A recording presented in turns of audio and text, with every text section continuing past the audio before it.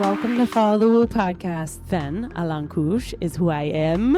And I am a paranormal investigator and an eclectic witch. I also am the creative director of New Blood Universe, an indie paranormal production company. I'm Megan, also known as the Queer Crypt. I am a paranormal investigator and researcher. We're still following our curiosity wherever it takes us, from witchcraft and spooky folklore to true accounts of ghosts, demons, aliens, fairies, cryptids, near-death experiences, interdimensional travel, and all the woo. Through interviews, investigations, and stories, we will be exploring some of life's most intriguing mysteries, high strangeness, and weird phenomena. So, you know the drill, y'all. Hold on to your butts. This just might be the weirdest part of your day. Ooh. We're back with part 2. Hold on to your butts. Okay, well, we originally did part 2 is because we this is too much. It's long. We could literally do like 10 more episodes on demonic things. Yes, but I felt like, and like I realized while I was telling my story of Anna Eklund that it was beefy, but it was beefy, but it was terrifying. It is terrifying, and it's just such a good story. And I really want to watch that movie. I don't, but I will. We're gonna watch it. It's called The Exorcism of Anna Eklund. So you still want to call upon a demon for a Patreon episode, or? And I kind of do. I know. And not after that, I really don't. But these are different demons, not the B and the J. Let's BJ.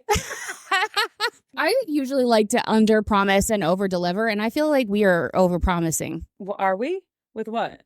Just summoning a demon. Well, we're just gonna follow the instructions. Yeah, but I'd like to under deliver. Oh, what I'm saying.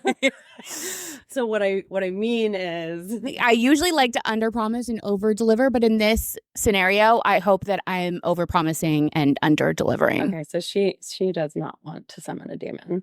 I kind of do. I like, not all the demons in that book are bad. Mm-hmm. Follow the instructions to a T. Mm-hmm. We talked to an exorcist beforehand. Mm-hmm. Yeah, it'll be great. Put a pin in it. We need to watch the Conjuring movies. But we're going to talk about the Conjuring movies in a minute because we're going to talk about Ed and Lorraine. Okay, but you haven't seen the movies. So you can talk about the theory, but you haven't seen the movie. I'm telling you right now. Okay, put a pin in it. I want to see you scared. I would like to see you terrified. I want to see you how I feel inside. Okay. Anyway, Spooky Girl Summer is because when I was a literal child, I watched The Exorcist and it fucked me up, and now I can no longer watch horror films. But I am now. I have been slowly desensitizing myself. This is the 3rd of the series. We did Long Legs, As Above, So Below. Now the Witch. Super good, I thought. Talk about the things we like. Yeah. And we're gonna go demolish it, which is what we do. Okay. I saw it when it came out in theaters. Oh yeah. So I don't remember shit. I did not. So I felt like I was watching it almost for the first time. It's got some shit that happens. Spoiler alert. Yeah, this is a spoiler moment. So if you haven't seen it, don't listen. Fast forward. Do you want to tell us what you liked about it first, and then I'll tell you what I liked about it? Yeah, the color grading was amazing. It was very aesthetically pleasing. Well, I don't know if pleasing. I think it was aesthetically appropriate for the plot. I was pleased. I was pleased. Does it please you, my lord? It was really pretty. I mean, the acting was really great. Mm-hmm. I like, so far of the 3, I like As Above, So Below better. Me too. Is the best one we watched. Yeah, I agreed. I liked the color grading as well. What's her name? Anna, the actress. Banana. Oh, the eyeballs. Yeah. The eyeballs. The girl with the eyes.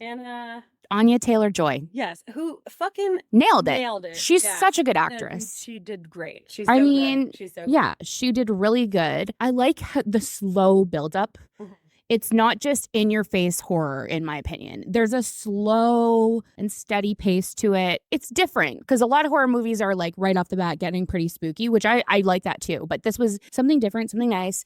And something different, something nice. Yeah, something blue, something.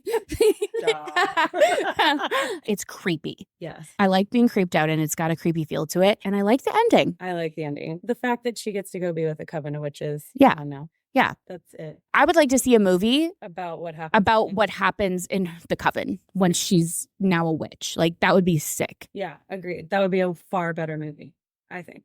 but that's because I'm gay. That was a good like background story for her.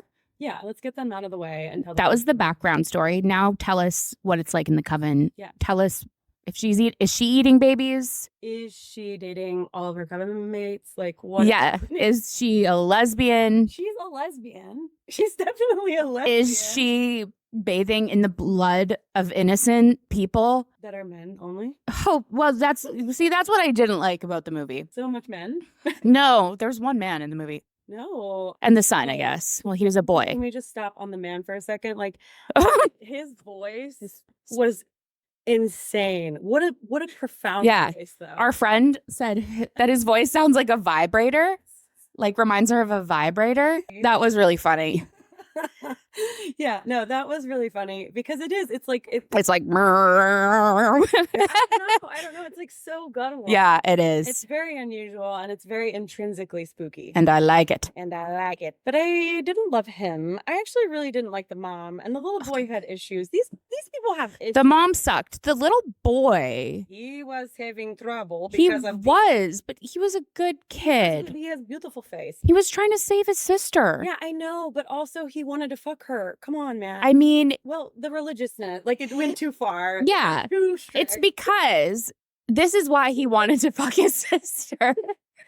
Yeah. Okay, no, but this is truly why. It's because not only was sexuality and lust and all of those things completely like boycotted, bad. Number one, you make it bad, you make it a sin. Well, then you're not allowed to be curious about it. You're not allowed to talk about it. So then I don't know. And then secondly, women back then and still to this day, our boobs are objects, our shoulders. Oh, don't show your shoulders. So he sees some of her cleavage and he's like, oh my gosh, sexual. But really, like if he had grown up with a free the nipple, he wouldn't look at his sister's boobs and think that at all. Yes.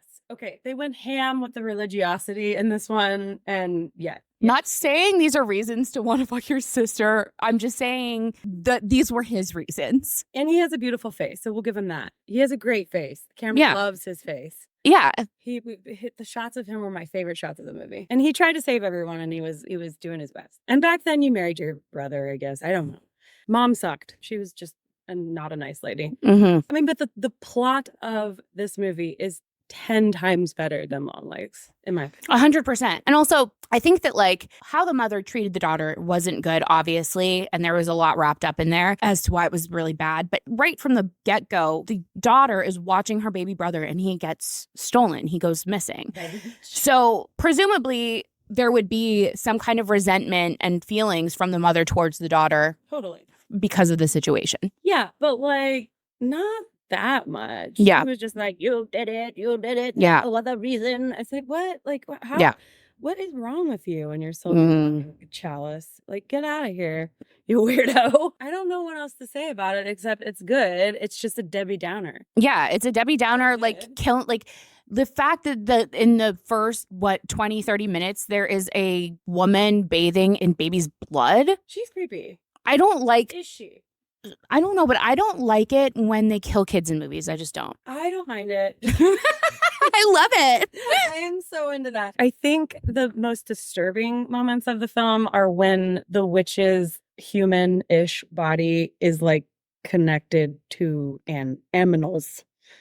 You remember that? The fucking cow, and then like the back of the cow is like the back of the witch. No, I don't remember this. You blacked out. No, I think I went pee. I missed that. While you were peeing, we saw like a fucking farm animal shit out a witch. That happened.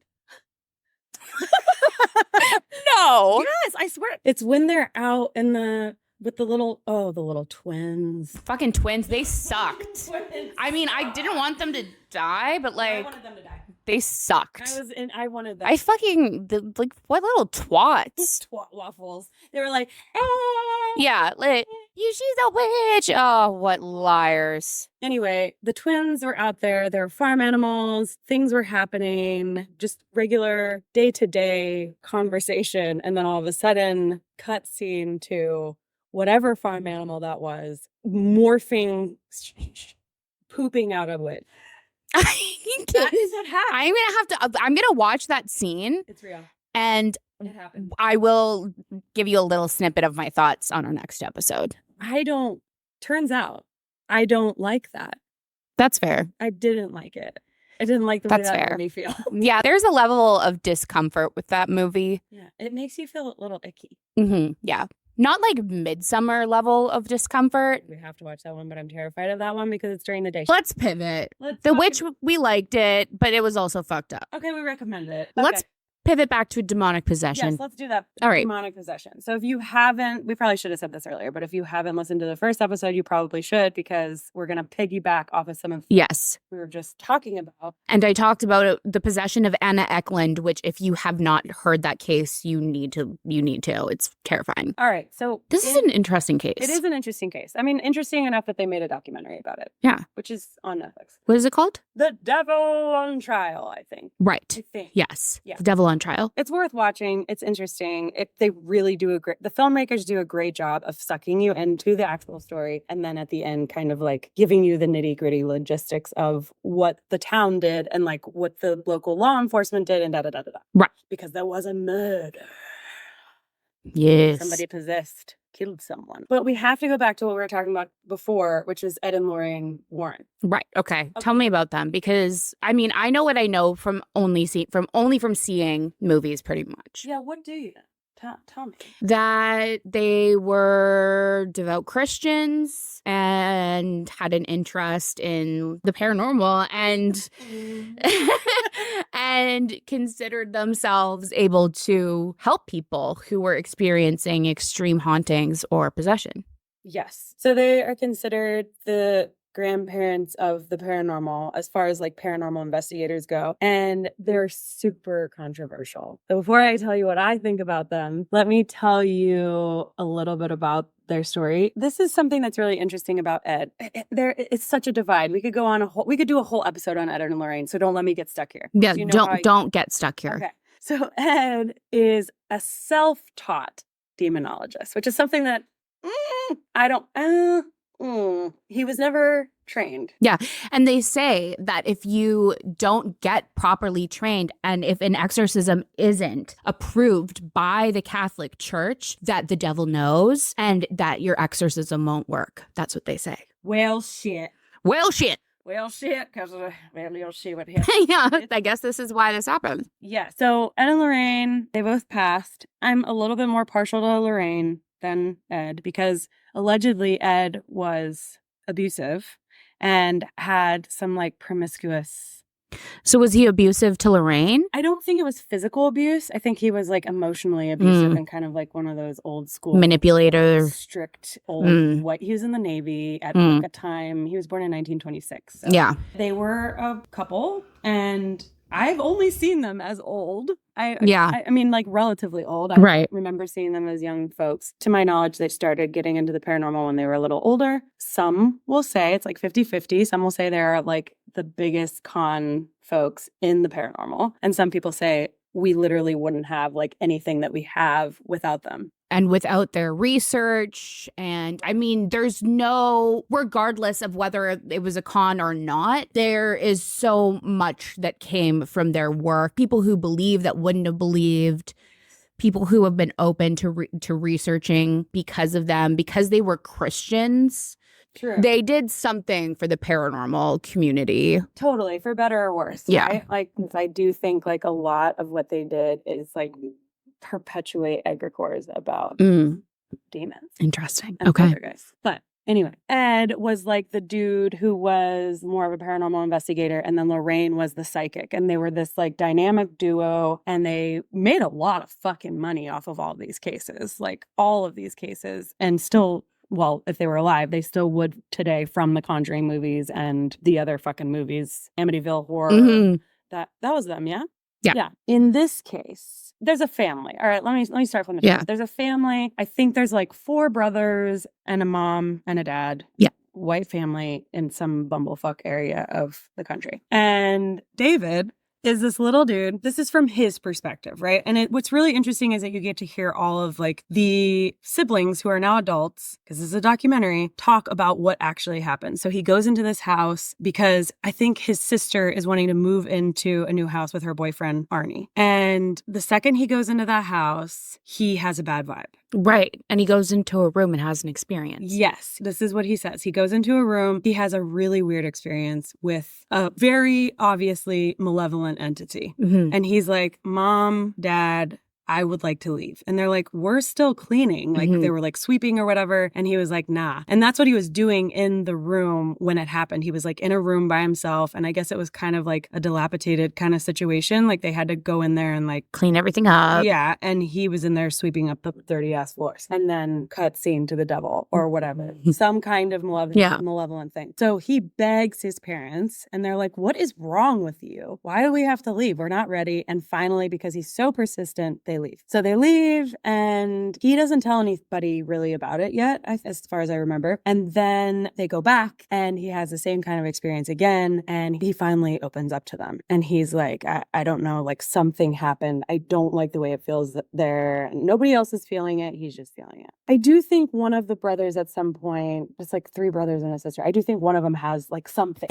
Some kind of experience? Yeah, something a little bit. Like, because we'll get to that. Anywho. The mom is like, fuck, he's gonna get possessed. I don't know how she got to this, but she was like, something's wrong with him. Let's talk to the church. That's what she does first. And the church is kind of like, there's nothing here. Like, it's fine. We don't want to deal with this. Where's the unusual strength? Where's the fluency in another language that he doesn't know? And where is the hidden knowledge? Yeah. Exactly. And also, I think they were it was like a small town. I think they were like, this is above my pay grade. Yeah. It was like not even a Catholic church. So anyway, eventually, Ed and Lorraine were on a radio show or something, or a TV show, and they were like, let's call them. And it was at the time where Ed and Lorraine were like, give us a call if you have a haunting, which is brilliant on their part, which we'll get to. Ed and Lorraine come out and they assess the situation. Now, here's where I think Ed and Lorraine made a boo-boo. They do the thing that like one does to figure out if somebody needs an exorcism, right? They do the like interviews. They're like, okay, what's going on? Okay. And he's just basically at this point in the first stage, because Ed and Lorraine have 3 stages of possession. So 3 stages. Okay, the 3 stages are infestation, which is the initial phase where the presence of a malevolent entity begins to make itself known. It typically involves relatively subtle and disturbing phenomena. So that's what he was in the infestation stage when they got to him. Right. Symptoms of this stage can include unexplained noises such as footsteps or knocking, foul odors, objects moving on their own, and a general sense of unease or fear. Sounds great. Pets may also react to the unseen presence. So the objective of this stage, again, this is from Ed and Lorraine's lens, is the entity is aiming to weaken the victim's mental and emotional state, creating an environment of fear and uncertainty so that they can then get to the next stage, which is oppression. Right. Oppression, during the oppression stage, the activity escalates, becoming more direct and personal. The entity intensifies its efforts to break down the victim's will. The symptoms are severe emotional distress, depression, anxiety, and physical attacks, scratches, and bruises. Also, sleep disturbances and nightmares are common. The entity may also target relationships, causing discord and isolation. And then the objective for that one is the goal to wear down the victim's resistance, making them more vulnerable to possession. We'll get to possession in a second, but I want to say that like by the time Ed and Lorraine get there, he's like teetering between infestation and oppression. They're already having some like weird things. And I think this is where the sibling is like experiences something, because they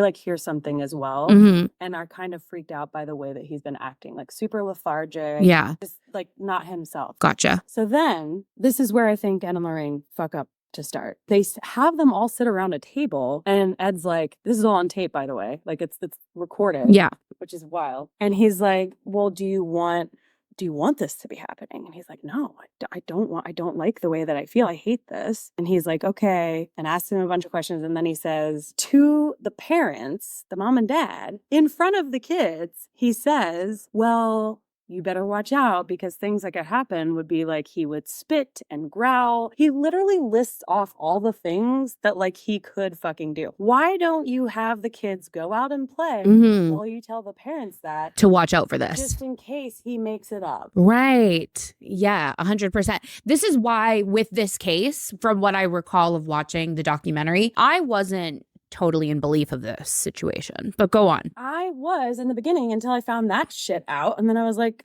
get out of here. This little kid is not okay. And he's just acting out, which his father thought the entire time, by the way. Almost. Yeah. You're right. Lo and behold, after Ed and Lorraine come many, many times, they talk him through things and they're like, he'll eventually need to get an exorcism. But they go and do whatever the fuck they do, more paranormal investigation. Yeah. They're off in who knows where. Fucking some ghost's bedroom. I don't know. Yeah. While they're gone, ...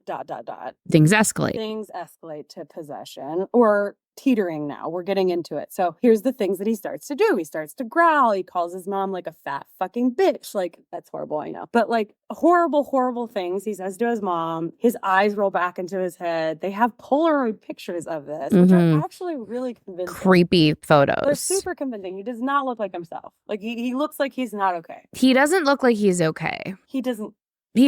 But what are you going to say? Yeah. I was just going to say, like, for me, this case is on the precipice of, like, was there some kind of attachment rather than a possession? And everything was just kind of blown out of proportion and he was scared and you know what I mean? I don't know. Yeah. I mean, and then, well, yeah. I don't know what it was. I do think something happened. There was something paranormal afoot. Yeah, afoot. Love that word. But I do too. But I don't fucking know. So anyway, let's get to possession. He's teetering into the stage. This is where the entity gains a certain level of control over the victim's body. It does not fully inhabit the victim all the time, but can take over at will. In this case, it did take over at will, similarly to your situation where she was like fine half of the day. And then the other half, she was just like shitting herself. Yeah. I feel really bad. Yeah. Symptoms of possession can include drastic changes in behavior, speaking in foreign languages unknown to the person, which is called glossolalia, superhuman strength, knowledge of hidden or distant events, clairvoyance, which in our last episode we talked about. That's the 3 Catholic criteria for an actual exorcism, demonic possession. Yeah. So in this case, while we're on this, I don't think he fucking did. Was he speaking in another language? I think he did speak in another language. I cannot retain it. Did he speak in another language or did it sound like a language that no one understood? But really, he was just gibberish. I think he might have been speaking in tongues, you know? Yeah. Yeah, which I do that in my sleep, you know? That's just a thing that happens when don't sleep next to me. It is freaky, but it is a thing that happens. It's just gibberish. Your brain's like, so, and he had superhuman strength and to some extent. Like, compared to your story, fuck no, he didn't. He just was hard for his family to like pin down. Yeah, but like in your story, he's a growing boy. Yeah, like 27 nuns pull an insect lady off a wall. Yeah, like that's different. In my story, 2 grown men plus some nuns couldn't lift a small young woman off the ground. Yeah, that's different. That seems real. She bent an iron bed frame. By just being on the bed. She was just existing on the bed. She's a tiny little tick. Yeah. He does beat up his mom. Like, he tries to beat up his mom. And the dad, in the beginning, when he starts to get into this possession stage, is like, you guys are giving him too much attention. This is bullshit. He has mental issues. And he just goes into his back room and ignores everybody because he's like, you guys are fucking crazy. Eventually dad does come around because it escalates and there's like some scratches. He starts like growling and it gets weird. It does get weird. It gets weird. And he's a little boy. But this is also where the egregore portion comes in of, did they create this? Did this energy and this negative attention create some kind of poltergeist attachment? Totally. Who the fuck knows? Yeah, and this is where I think Ed and Lorraine, like, not necessarily in this case it's their fault, but if a child is already experiencing paranormal things and then Ed and Lorraine come in and they're these like professionals that you've seen on TV who deal with ghosts and shit all the time, and they're like, oh, you might growl and this and that, like that's an impressionable little like 7-year-old mind. Yeah. You know? Who fucking knows, you know? And how much money did they make off of all of these They made a shit ton of money. cases, you know? They made so much money off of this specific case, actually, and told them that they would all make money. And these siblings are all still alive. And they're like, they fucking lied to us. Like, we never made money at all. So Wow. that's interesting about Ed and Lorraine. Now what? He gets a fucking exorcism because Ed and Lorraine, they know a guy. They know a guy. They know a guy. They come back. So they go to the fucking place where you get the exorcism, and the exorcism scene that they like reenact in, I can't stand reenactment. Neither. They suck. Let me use my imagination. It's scarier than so your much reenactment. scarier. Please don't do that with that lady with that hair. Like, that doesn't look like her in my mind, you know? Yeah, don't ruin it. That's not it. So anyway, the reenactment is spooky though because he fights back. He wants to beat up the priest. Yeah. Which is again like compelling because he's a 7-year-old who wants to like. Is he 7? He's like really little. He's a little dude. He's like, I thought he was like 12 for some reason. Maybe he's 12. Can we look it up? Okay, so David was 11, but there are actual pictures of him. The Polaroid pictures are of the actual boy, and he's small. I mean, he's a little chubby guy, but he's short. He's not Yeah. like it. I thought it was unusual that he tried to beat up the priest. Right. That was weird. So anyway, things get completely out of hand. Scratches, growling. It's happening all hours of the day. Like, they're literally spending all day and all night watching this kid. They take shifts watching him, making sure he's okay. I can't lie and say that in the back of my mind, I wasn't like, maybe this kid just needs attention. You know? Because, like, he's getting round-the-clock attention. But who knows? Who knows? He says to this day, I mean, he's in the fucking thing. Right. He's like, I was possessed by the devil. See, that is the one part, that is the part that does make me question the verity. Because it's like, to come out as an adult and be like, no, this is still what I believe, it's bold. But also, it is bold. Did he make good money off the documentary? I don't know. Right. Most people don't make good money off of documentaries. That's fair. But yeah. It's on Netflix. No, still not? Maybe. Let's hope he did. He needs some money after all he's been Yeah. It tore the whole family apart. And like, they don't even communicate with each other. That's heartbreaking. And there's one of the brothers who's just like, this is all bullshit, the reality of the case. Let's get to the murder, though. Okay. So, because it's not David who commits the murder. No. It's Arnie, who is his sister's boyfriend. Exactly. Right. And he looks like a snack of a little guy. Like, he looks like he has a kind face. All accounts by everybody in the show are like, oh, well, he was the sweetest fucking guy. And I guess she has a friend who I think is her boss, and she gets a new job. And one night, the mom who's at another house gets a call from them, and they're like, you have to come over here right now. So I guess the mom and dad. And they get over there, and Arnie has killed the guy who is the boss. Right. So Arnie kills Alan. The boss. The boss boy. The boss. And they're like buds. Right. Right? Like, it's a weird thing to just kill your bud. And this guy, according to all accounts, even the guy who's like, this is bullshit, is like, Arnie would never do this. The weird thing is he stabs him like 8 times. And does an argument ensue prior? They do have an argument. They're both drunk. I mean, they're dudes. They get This is the thing. arguing over like corn. You know what I mean? That's what boys argue about. Yeah, like, I'm like, you know what? Do you know who else was really nice? Who? And charming? Me. So many serial killers. Oh, yes. So many. Not long legs. He wasn't charming. But I mean, there's Ted a lot Bundy. of super charming guy. Yeah. Like, I don't care that he was nice and charming. What was he like? What was his bad side like? Tell me that. Well, apparently his bad side was a side that stabs your friend 8 times or 9 times, however many times it was. But that was his possessed. But that was his. Okay. And let me just say this, though. And this is where the Mulder and the Scully, like, I'm the Mulder here, because like, the dude who gets in, like, Arnie is still alive, right? He goes to prison for some time and then is like released. Yeah. But as he's being interviewed, he looks like the nicest guy. Again, I know but his fingernails are so like, just a beautiful nail bed. I mean, he's just like, looks like a very like soft man. Yeah, you need to be protected. I know. Your trust in people in general is jarring. It is. It's wild. I mean, I have a problem. Just the way you talk about him in the documentary, to me, I'm like, well, he's definitely a serial killer. He's charming you. He's charming you. Well, he's not a serial killer. He only killed one person. That we know. that we know of. So this is why it happened to Arnie, right? I've left out a huge part. During the exorcism, Arnie is like super, yes, this is pivotal. Yes. He's super, super upset that this little boy is going through what he's going through. He's like foaming at the mouth. It's not good. Mm-hmm.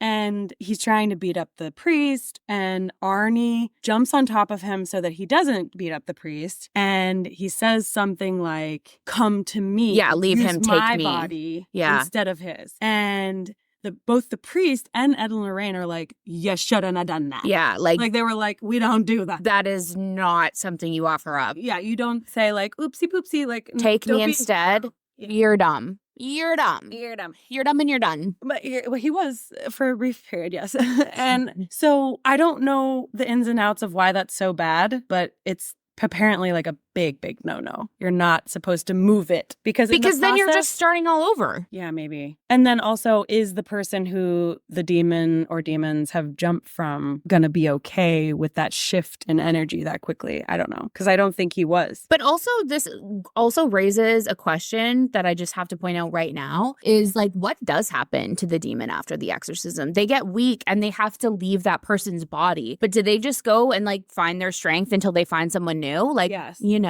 I think it's like a Voldemort situation. So we're just like, hey, you're done with this guy. Go away. But we know you're going to go take someone else later. Yeah. I think in the same... What happened? That's scary. Oh, yeah. It is scary. That's scary. That scared me. I think it's kind of like how we were talking about how ghosts have to have enough energy to like move a thing. Demons have to have enough energy to manifest and like burrow into a being. Like it has to be like the perfect recipe. That one. The way you put that. I didn't like it. I wish I did. I really did like it. You did? Yeah, it's really creepy. That's terrifying. Tickled me. Tickled your fancy. Tickled your fancy. Please, I do not allow any spirits, demons, anything to burrow into me. Please, no burrowing. Do not burrow. Thank you. No burrow zone. But it does sound like in the situation with yours, it feels more believable because her dad allegedly put a curse on her, which the Catholic Church acknowledged. That's a doorway. That's the doorway. Yeah. It's one of the doorways. We could get into a whole conversation about the doorway to possession. I do really think that one doorway would be me digging up the Ars Goetia and literally trying to conjure a demon. I agree. For the record. Let's create a doorway. Shall we? All right. We'll think about it. We'll marinate. Put a sock in the pickles. It jumps into Arnie. Arnie starts acting weird. Yeah. This whole time, Arnie has been like the one who's been holding him down, making sure he's okay. Being a caring guy. Yes, as far as we know. And that's what everybody who was there said. Mm-hmm. So the little dude starts feeling better, but he's still kind of like hungover from it. And he has like some sort of like premonition abilities post, which I've heard that happens once you've been touched or burrowed. And cutscene to like Arnie starts getting increasingly more paranoid and I'm sure it's the beginning of infestation, and then he murders this dude. Right. Ed and Lorraine go ham nationally, saying like literally on national television, they're like, he should not be in prison because he was possessed. The Catholic Church does not recognize it though in the courtroom. Because he didn't display the 3 signs of possession. He sure didn't. To our knowledge. I mean, I feel like a documentarian would like have mentioned if he was speaking in Latin or had hidden knowledge. Yeah. I don't think he spoke in Latin. Why is Latin so intrinsically scary? Latin, Italian, it can be multiple. It can be different languages. In witchcraft, when you like learn at Hogwarts, that's what they taught us. Like we had Latin? to do all of our spells in Latin. Interesting. I'm like, it just ratcheted up. Maybe it's just because it's such an ancient language. It do be dead. And there is power in words. There is power in language. Yes. So we find out Arnie says he blacks out, kills this guy, blacks out, and everyone's like, what the fuck happened? Blah, blah, blah. He has to go to trial and all this, and obviously they don't believe that he did it because of a demonic possession. Then the interesting part is that like the mom the whole time, remember the dad was like, nah, this shit did not happen. Right. The mom was the one who was like very devout Christian, and she was like, rosaries, like she went full, that was her full-time job, was taking care of that kid. We find out later that she was poisoning her entire family with Seminex, which was a barbiturate. What? Yeah. So the whole family, like literally in their fucking Wheaties or whatever, she was just pouring the How did I not remember this? It's at the end. Maybe I don't know. But That's like crazy. So mommy was like more like mommy dearest. Like she was cuckoo. She thought that if she could keep everybody like docile, that like the family would get along better because, you know, I don't know, they maybe not all was right in that world. I think it's illegal now. Like I mean, wow, it's barbiturate. You can't just put barbiturate in your weed. Wow. Yeah, like that alone just really puts a very big hole in this story. Absolutely. Yeah. And guess what? Long-term ingestion of Seminix over a period of time can cause really, really weird side effects. Interesting. Yeah. Which could include hallucinations. That's crazy. And, like, it causes hallucinations. And other weird shit. Right. And I think he was like maybe the one who got the most, like the highest dosage. Interesting. David. Wow. So like the whole paranormal experience, quote unquote, that he had in the house to begin with could have been a side effect of his literal mother poisoning him. Wow. What a fucking plot twist. Mm-hmm. Poisoning the whole family. Wow. I must have missed the end of that because I did not know. I was like, what? Excuse me? The end, Arnie goes to prison. He's not in there for long. He gets out. He marries that girl. She stays with him while he's in prison, blah, blah, blah. And he still to this day is very adamant about the fact that he was possessed. I mean, I would be too if I murdered someone.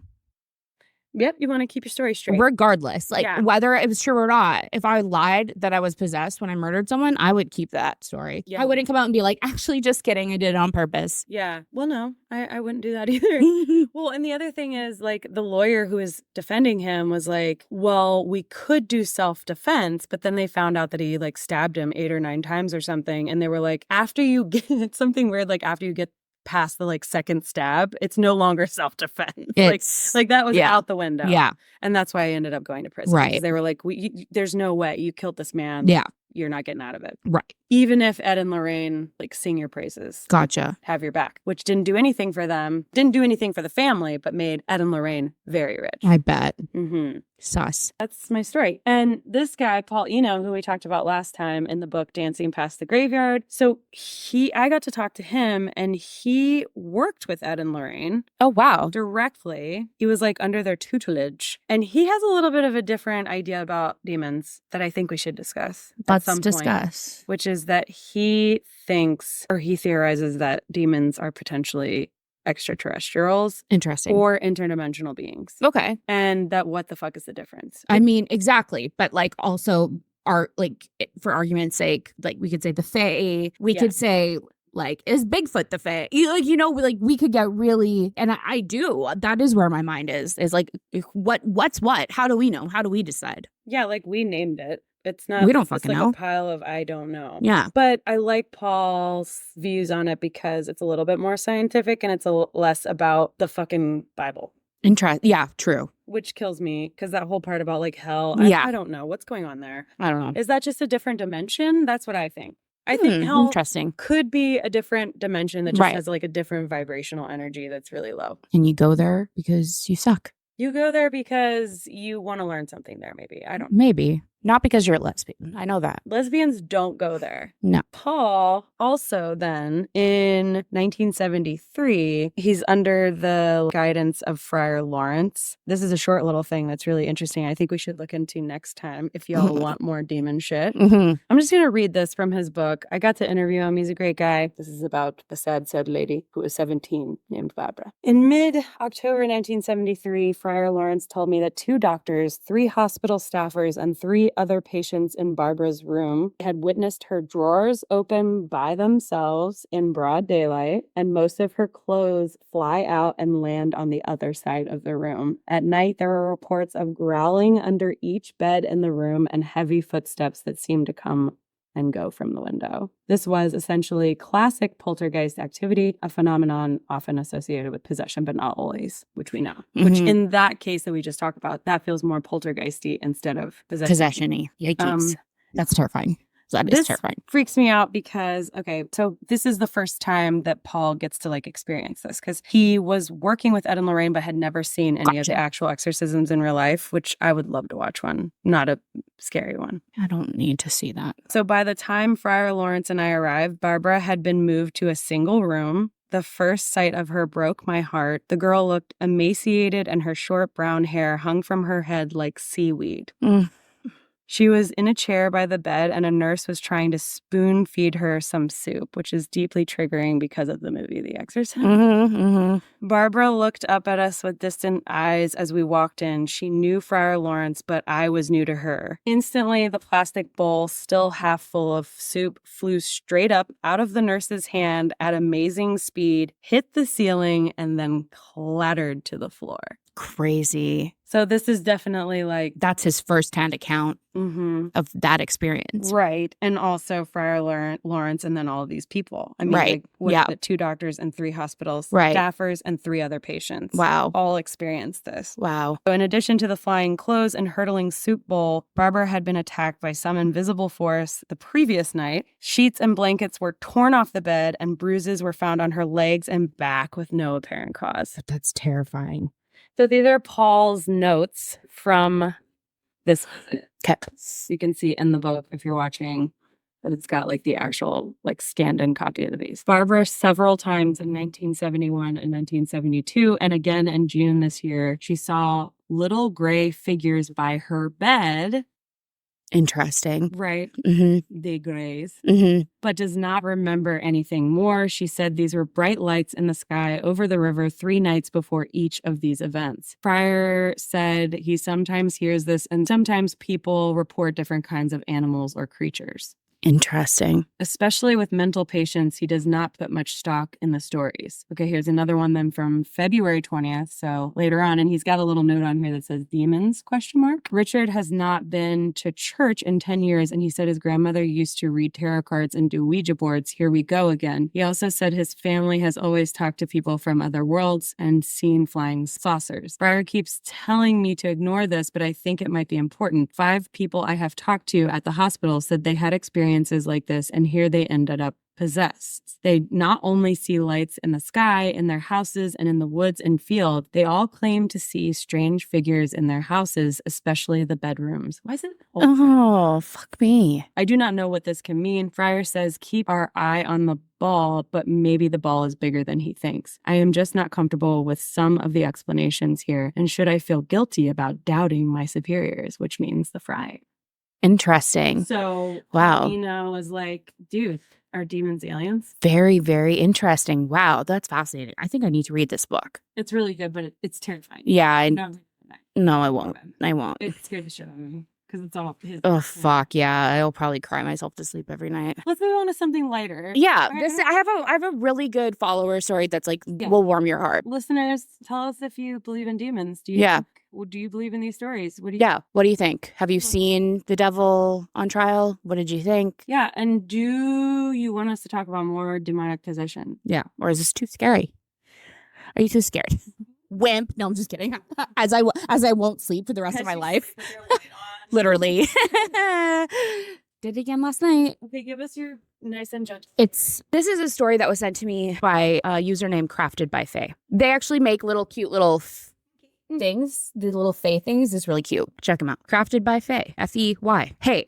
So I love your account and I have a story. It's creepy, but also heartwarming at the same time. So I was born after my grandfather passed away. Clearly, I never got a chance to meet him. When I was around 3 years old, my mom, older sister, and I moved into my grandmother's house for a few years. In her living room, there was an old family portrait from the early 80s of my grandparents and my mother and her siblings. This was the only picture of my grandfather I had ever seen. It started one day when we were cleaning out my grandmother's attic. My mom went down to the first floor of the house and left me up there and said she heard a deep mumbling voice and then me giggling. So she ran ran upstairs to the attic. I was sitting in one of the corners in front of a chest of my grandfather's from his college years. I was holding a picture of him and a bunch of his fraternity brothers. I ended up pointing him out of 30 young men. So chalked it up to maybe I just recognized facial features, even though he was significantly younger and the photo was in black and white. A few weeks go by and there would be small instances where she'd leave me in a room by myself and would hear me giggling like I was talking with someone. She'd run in, I'd be sitting in a corner facing the wall with no one there. One day, she went out to go get groceries, left me at home, and my grandmother was in the backyard gardening. When she came home 15 minutes later with the groceries, she walked into the house and heard a man's voice saying, "I wish I knew you better, Samantha." Then me responding, "I wish I knew you more too. Where are you though?" Then a muffled, "Well, we'll be on the same side one day." My mom said she was trying to convince herself I was talking to the TV. Then she walked more into the house and heard a man's voice saying, "Don't tell your mother about this, it'll scare her." So she thought someone broke into the house, dropped the groceries, and ran to the bedroom where I was. I was sitting on the floor facing the corner wall. The TV wasn't on, the windows were locked, and I was alone. At this point, I said, "Hi, Mommy, we have to go to the cemetery." There was a cemetery right down the street. Me being only 4, my mom had yet to take me there. So she walked me to the cemetery, and I led her to the very back where my grandfather was buried. My mother was in utter disbelief. I just looked at her and said, "Grandpa doesn't want you to be scared. He said not to tell you, but I think you'll understand. He told me you shouldn't feel guilty about the fight you got into before he died. He forgave you and hopes you can forgive him as well." Yeah, she just started crying on the grass and hugging me. She started saying, "The next time you talk to him, tell him I won't be scared and I forgave him years ago." So a few weeks passed. My mom was in the basement doing laundry and we were the only ones in the house. She heard me upstairs playing and yelling, "Grandpa is back, Mommy." So she quickly ran upstairs, sat next to me facing the corner wall in the living room. I was able to have them communicate through me. He told me to tell her that he couldn't stay there and watch over me forever. At some point, I won't be able to see him and I'd have a very challenging life. He made her promise to never give up on me because in my late 20s, I'd figure myself out. Sure as shit enough, she never gave up through all my complications in life. She's one of my best friends and I'm now in my late 20s and have figured out what I want to do with the rest of my life. I've had my mom verify the story recently to my boyfriend in our group chat because he found it far-fetched. Hey, Yeah. not all ghosts are bad. Yeah. Not all entities are bad. Yeah. That's a charming one. Yeah, it's a nice little story. Also, I think we could do a whole fucking episode on like what we have. Totally. It's beautiful. Thank you, whoever that was. Yeah, thanks, Samantha. Thanks for letting us share it. And also thank you to Paul Eno for chatting with me and sending me a copy of your book. And thank you for sharing your amazing stories. Seriously, you should definitely check out this book if you haven't yet, which is, again, Dancing Past the Graveyard, Poltergeists, Parasites, Parallel Worlds, and Gods. And check this out. So dope if you can see it. Scary. Come on now. Terrifying. Cool. That's cool. Scary. And if you want us to read a ghost story or some kind of strange encounter story that you've had, send it to us. The email is followthewoo@gmail.com. Yes, tell us your stories. And let us know if you want to be anonymous or named. Anyway, that's all the spooky shit we have for today. Tune into our next episode, which is going to be about the Fae. Ooh, time slips. We're going to talk about time slips. Yeah. If you had a time slip, Let us know. please let us know because they're fascinating. Yeah. You're cute. Love you.